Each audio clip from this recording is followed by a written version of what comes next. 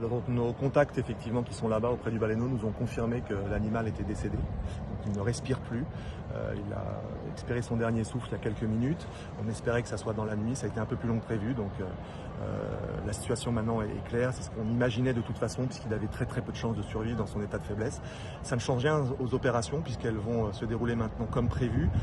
Ça va peut-être les faciliter parce qu'on ne risque pas d'avoir éventuellement un animal qui se débattrait dans son dernier souffle de vie ou qui serait, on va dire, un petit peu excité.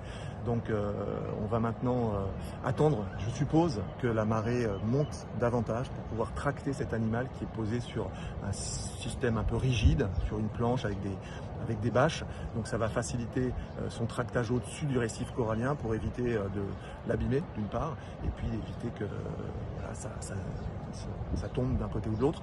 Donc l'enjeu maintenant, c'est de faire en sorte que la carcasse soit arrimée au bateau que vous voyez derrière et qu'au moment propice, il soit tracté au large et, comme je vous disais tout à l'heure, emmené dans un endroit où sa dérive ne risque pas de le ramener à terre. Voilà. Donc ça, on a travaillé avec le CROSS pour anticiper des points de dérive, des points de largage qui nous assurent que le baleineau ne sera pas ramené à terre avec les problèmes que suscite ce genre de situation systématiquement, quel que soit l'endroit.